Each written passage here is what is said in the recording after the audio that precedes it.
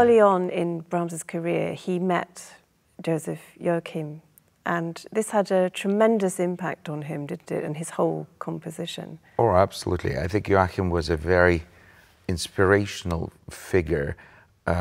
He was also a composer, but because of his background, he was Hungarian Jewish, very active performer and composer. But of course, he realized early on that, you know, Joachim's friendship with Schumann was also so important. And Schumann was somebody that Brahms absolutely idolized, and he was his mentor and somebody who gave him, you know, the entrance to the world of music as a composer. So somehow Joachim was always you know, and then he became a close personal friend of Brahms. Not entire life of Brahms. They had a period of disagreements, but Brahms was notorious for being a very difficult character. And anyway, so I think the importance of Joachim's influence, or certainly his fantastic contribution to Brahms' works, is there for all to see, because the violin concerto is incredibly well written for the violin, as opposed to the double concerto, which is not as well written for the instrument, because Joachim was not involved in that. And of course, all the sonatas are fantastic, you know, tribute also to the collaboration between the two. And we know that, I mean, he did actually teach him a lot about writing for the instrument itself. Absolutely, absolutely. And he was, I think also he might have been also the early sort of fascination of Brahms with the gypsy music, Hungarian gypsy music. It could have been that link initially, and then of course when he moved to Vienna later on, I mean, he became much closer geographically to all of that. But he was always fascinated by the gypsies and you know, the character and that you know, happy but sad, sentimental quality, which is so typical Brahmsian. You know, he's never completely, you know, happy. You know, there's always an element of melancholy in him, and which is very much, you know, what in today's world. I mean, somebody said it in a very concise form. What's the difference, let's say, between a pop song and, let's say,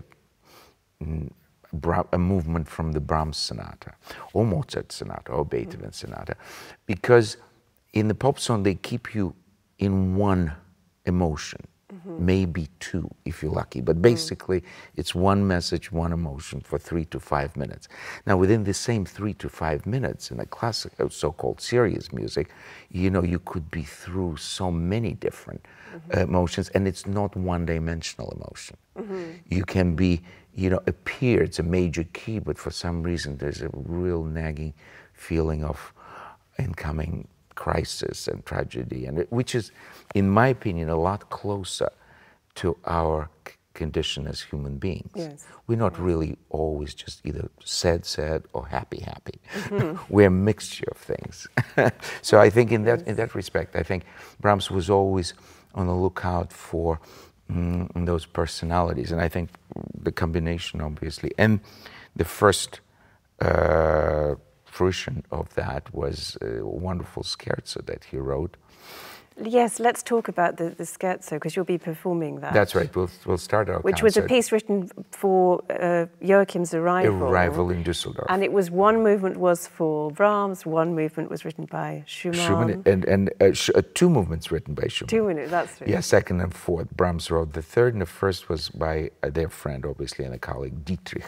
That's right. Once I performed all of it, you know, once or twice, but you know, just it's more of a curiosity value.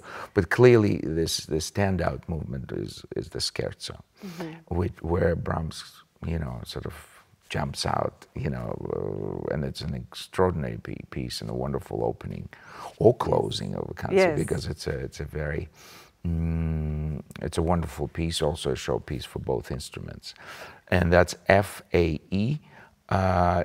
The Frei aber einsam, which is too close to what we just talked about, free but lonely. Yes, which says a lot about actually Brahms, even though that was written for Joachim, because it was his little tag, wasn't it? Free but lonely. Absolutely, free but obviously. lonely. But talking about his loneliness, I mean, there was a very big character in his life, Clara Schumann, who he really wrote his first violin sonata as a comfort in some ways to her. She'd just lost her son to TB, and this is a G major sonata, but it has a great intimacy and sadness in it. Oh, absolutely, tremendous melancholy, and something, you know, he's telling you something very personal, and that, you know, that first 2 chords, or 3 chords, and then violin comes in, but it's one of the most miraculous opening of any, not only violin sonata, of any piece of chamber music, because it's just sheer magic, and how he's able to create those long phrases and take you on a journey where you really go through, you know, in the course of about half an hour of that piece, you go through tremendous, you know, emotional odyssey in a way, you know, his personal.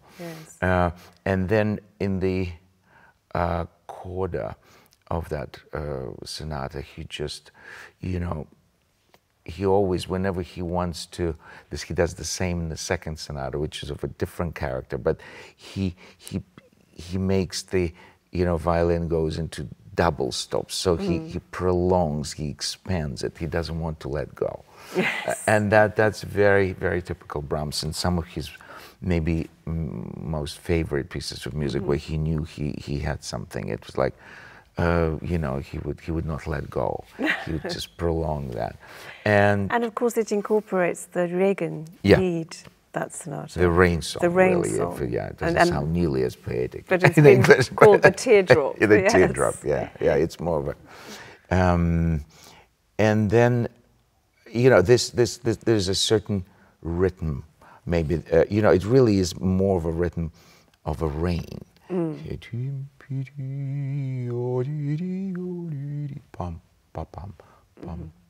So I don't know, teardrop, I mean, it could be sort of like Moonlight, you know, sonata, which Beethoven never really gave that title, you know. So it's a little bit later on how it, whatever, you know, the great thing about music, you don't have to have one image on what, you know, you could just listen and have your own completely different images as you're listening. That's the beauty of it, because it doesn't have words or direction. This is about this. There's no literary program, thank God for that. No, but it was a favorite song of, exactly. of Clara. Exactly, and so in that respect, and he often, you know, in his pieces, earlier piece, for instance, in the string sextet, Opus 36, he actually even incorporates the name Clara.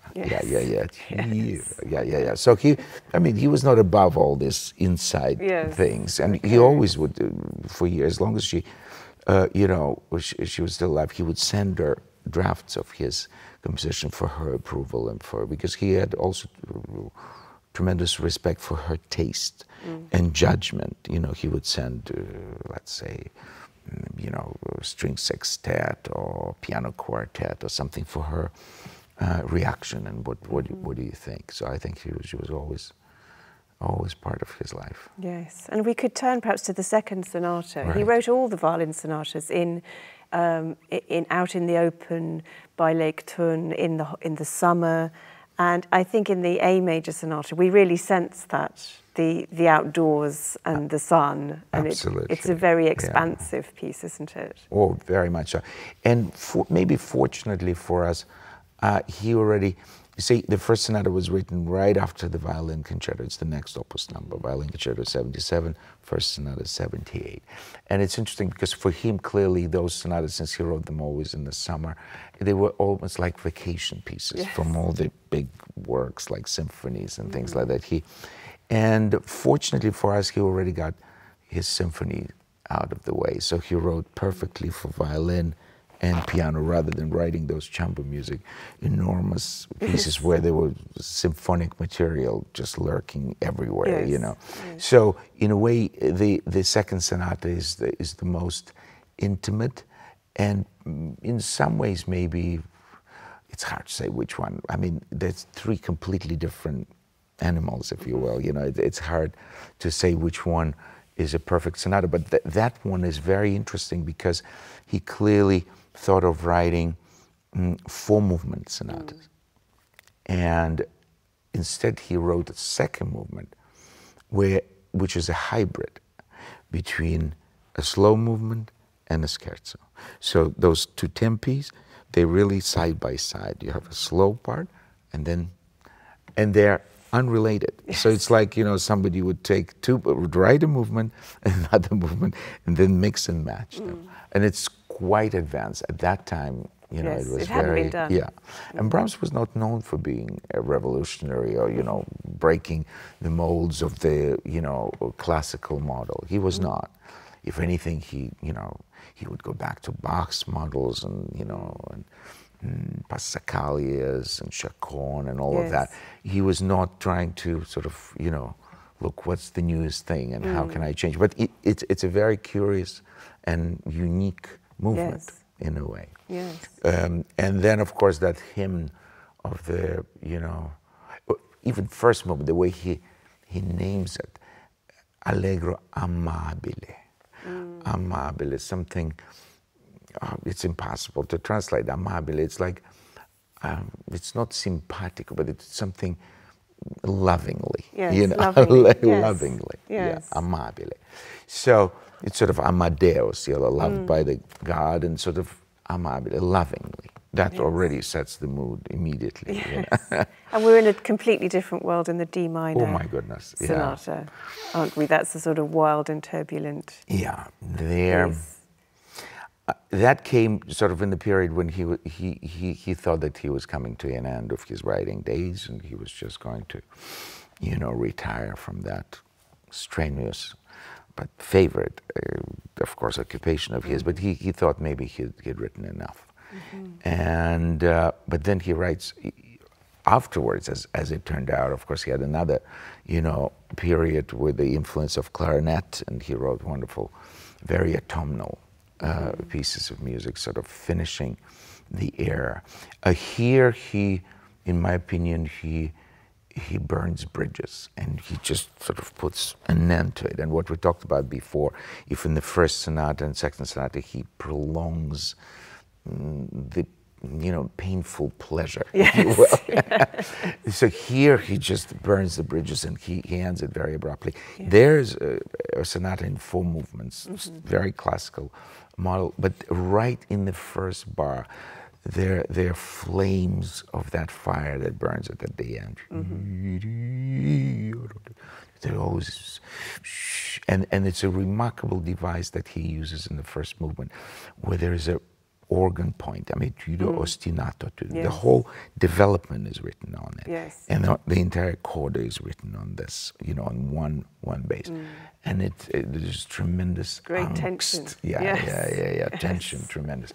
And then, of course, second movement is very different, and then wonderful sort of intermezzo that he writes, and then this finale that really burns the bridges. Explosive, yes. If you could sum up in one sort of sentence, what do the Brahms sonatas in your repertoire, what do they mean for you? I think they are really the pinnacle of that repertoire, you know. Of the romantic. Of the romantic repertoire. And also, you know, for violin and piano, if you want to be immersed in the world of fantastic emotions, a very noble spirit, and also not somebody who wore his heart on his sleeve, not at all, but tremendous passion done in such beautiful, you know, subtle, but very at the same time, very intense emotion. This is the world of Johannes Brahms. And I think one could experience in one evening the entire universe. Yes. Because he was always, you know, he was formed early on. You knew that it was Brahms, and even early opuses, like a DNA, you know, fingerprint. boom. That was unmistakably here. Here, 3 masterpieces, plus an early work, which is extraordinary. So there's not one bar, there's not anything wrong that one would say, oh, well, it could have been done. This is like the pinnacle of our repertoire, of violin and piano repertoire. Thank you.